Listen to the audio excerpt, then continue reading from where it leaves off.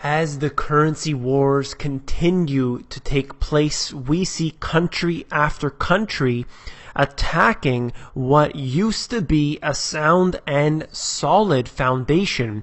And we have this new news of Switzerland dropping the euro peg. You came here for the truth, so let me unveil that for you. Let's get into this here. Back in 2011, Swiss National Bank sets the minimum exchange rate at CHF 120 per euro. This is right from the central bank's own website, and this is what they had to say. The current massive overvaluation, that's their words, what they consider an overvaluation, of the Swiss franc poses an acute threat to the Swiss economy and carries the risk of a deflationary development. They consider that it is overvalued because one currency versus another, it seems to be overvalued. But in fact, it has value. You don't want your currency to have any value. You want to do what all of the other nations are doing, and that is print your money until it becomes confetti. So if we go down further, they essentially said that their currency is too strong and they will not tolerate anything more than 120. So they said here that they will buy foreign currency in unlimited quantities in order to keep it there. And that was back in 2011, and they've been doing so ever since, keeping it stable around the 120 mark. So if we move into present day, we're going to look at this news out of the AP. Switzerland stuns the markets by giving up on currency peg. Bowing to the inevitable, Switzerland has ditched an increasingly expensive policy to limit the export-sapping rise of the Swiss franc, a decision that propelled the currency a whopping 30% higher against the euro within minutes. So obviously, if your currency is going too strong, you are going to have a problem with exports, and that's pretty obvious. But there are other reasons why a strong currency is good. It is not all about the exports. You need to factor in how well the citizens are doing, the well-being there. However, it seems that they have gone ahead with this policy, and you can see how desperate the market is when it can go up 30% higher within minutes. So if we move on, this is actually a good article, but I want to move into a connecting article here. And basically what they said was that, yes, the currency rises, but at the same time, the shares are falling. And that's what you see it doesn't really match up to what happens in the US currently, because you have the US dollar as well as the US stock market doing well simultaneously. And in this case, in Switzerland, it seems to be the opposite. So when you print money at these quantities, when you have interest rates at 0%, you can't really resort to the fundamentals because everything is completely out of whack.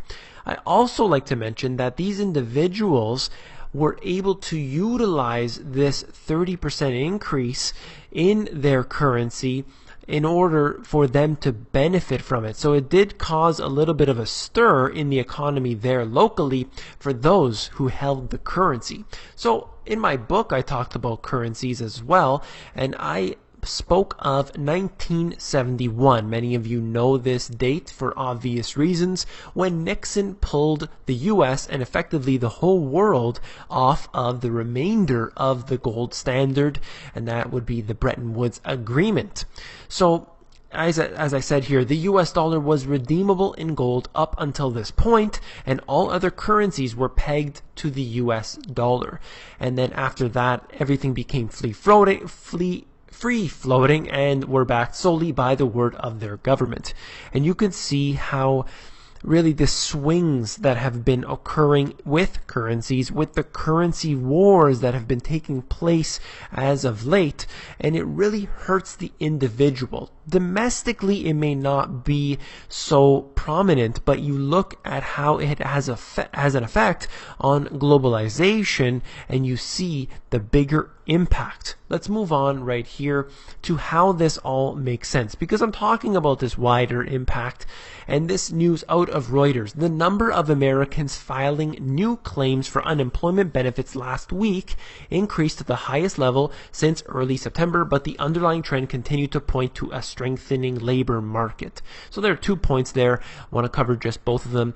And what I would say is that, first of all, they said that yes, there are more people needing unemployment, but we go to the second point, but things are still strong, everything is just fine.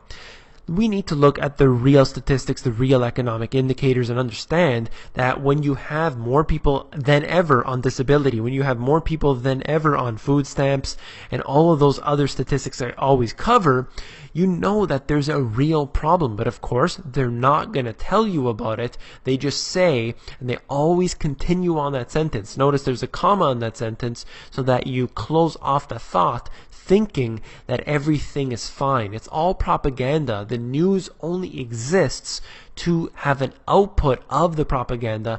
They're all run and controlled by the same conglomerate. Then there's the IMF. Chief says global economy faces very strong headwinds. This is out of the Wall Street Journal. Emergency lender to nation says the debt and joblessness, weak investment weigh on global growth. These are the things that I have been saying for quite some time. And the joblessness, I believe that she's probably referring to exclusively Europe, but we know the situation in the US is much worse than what they're saying. And they said strong headwinds from weak investment, substantial debt burdens, and high unemployment are preventing a pickup in global economic growth despite a U.S. recovery. That's right, because the U.S. is doing just fine right now. It's just Europe that's the problem. Surely it's nowhere else affected. But we know the truth. We know how they are able to simply manipulate everything, and they do so very well, in fact. And we're going to go into this article out of the AP. Litany of problems pushes Target into giving up on Canada.